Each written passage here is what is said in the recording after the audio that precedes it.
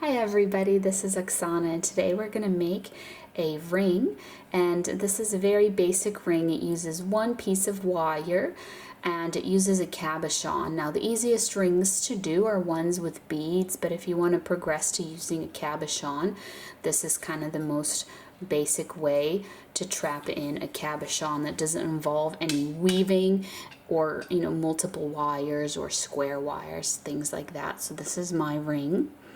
Here is what it looks like. And before we get started, I just want to quickly say that if you're not already subscribed, I hope you will consider subscribing to my channel, and also don't forget to hit that notification bell to be notified of when I make new videos, which is every weekend. So let's go ahead and make this ring. So the wire that we're going to use is going to be 18 gauge round wire, and this is a thicker wire since we're making a ring with just one piece of wire. We want it to be a relatively sturdy wire so that the ring will be sturdy, and the length of this 18 gauge wire is about 13 inches. Which is about 34 centimeters. And our cabochon, I don't really need to measure it. I know that it's 10 millimeters, but it's just a 10 millimeter little Blue Goldstone, and it's a round, flat back cabochon. And you're also going to need a ring mandrel. So we're going to determine the size that we want our ring to be, and we're going to put the middle of our wire on our ring mandrel here, like this. And then after you kind of made the initial bend, flip it back towards you, so these little crisscrossy wires can be here towards you, and go ahead and finish bending.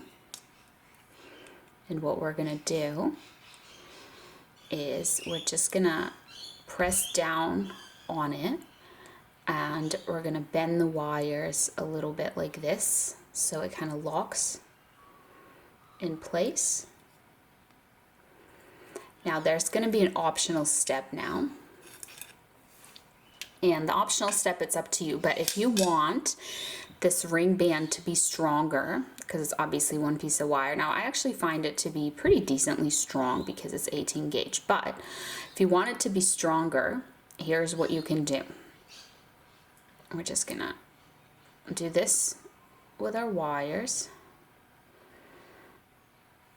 The purpose of this was to see the size of the ring band. Alternatively, you can take a little string and you can measure so you know the amount of wire that you need to be hammering. So we're just going to hammer for strength. And if you don't want to hammer for strength, you don't need to do this part that I'm doing. I have to unbend it so that I can do the hammering. So you need an iron block and you need a chasing hammer, and you literally just hammer this part that's going to be the ring band, and it'll make it look flatter, and it'll also make it stronger.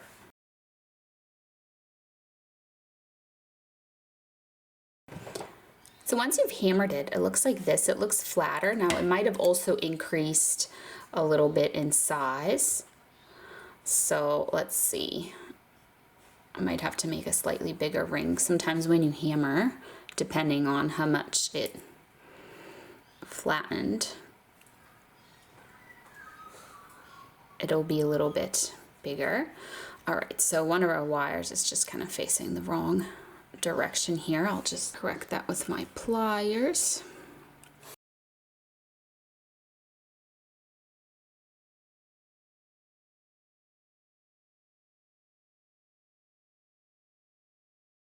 All right, so I am making that little bend again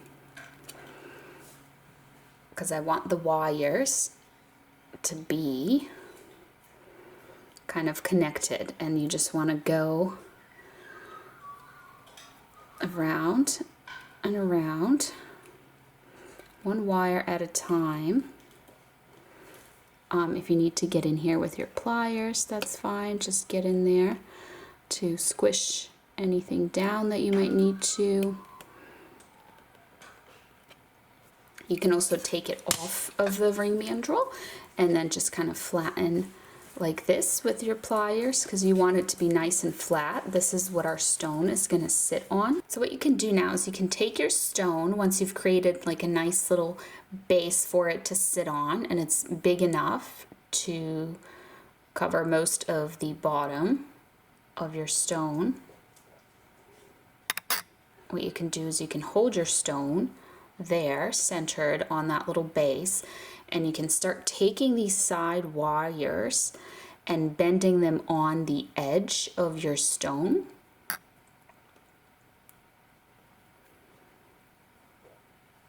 And that is gonna trap our stone in. So I'm just doing one wire at a time, and then this wire like catches up to that wire. So then I go to that wire and I bend it.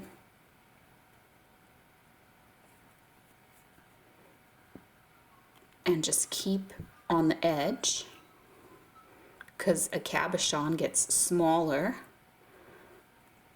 because it's domed. So by wrapping around the edge, we'll be trapping it in.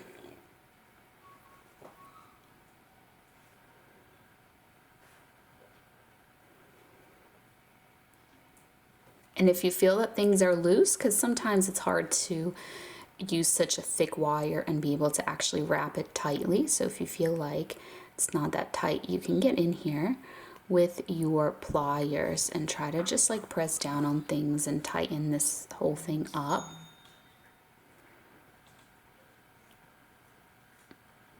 So here's what it looks like, and at this point my stone is actually secure. So what I'm going to do now with this design is you can just end both of these wires by wrapping them around the band and have like your typical ring, but I'm just going to do one of these wires and then I'm going to try to do something different with the other wire. So I'm just taking it and I'm wrapping it around the band. Make sure that you hold it here so it doesn't loosen.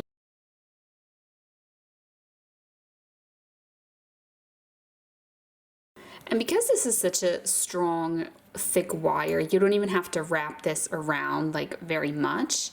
You can just go ahead and trim the excess and then close up that loop, and the wire stays in place pretty well. You could do swirls and things as well if you prefer. So I'm just bending that so you can see it's like a little loop that's going around the band of the ring, and then the goal is just to close up that loop so the wire end is hidden. So you could do that on this side as well. I'll show you a ring that I made, and by the way, on this one I didn't hammer the band, so you can compare how this one looks flatter than this one. But on this ring I did that. I ended both wires and I just added like a little bead before I connected the wires there. So this is the look that you get. So on this one, I just want to do something different. I'm just going around here. So I've brought it over onto the same side as my other wire. And now I'm going to add some beads. These beads are about 3 millimeters in size. And I just looked through my stash of beads and I just tried to find ones that would fit because this is obviously a thicker wire, so not all the beads that I had would work with it.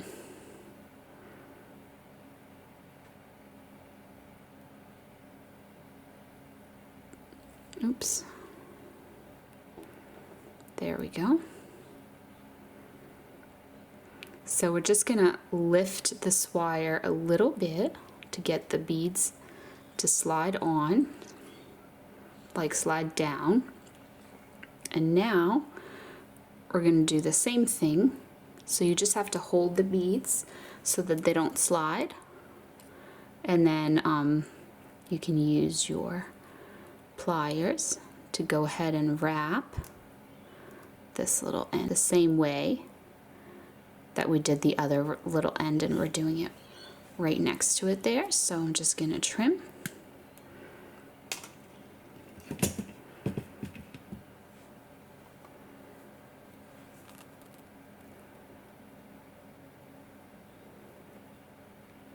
Then I'm gonna take that little wire end, oops, and I'm just gonna work that up and close up that little loop.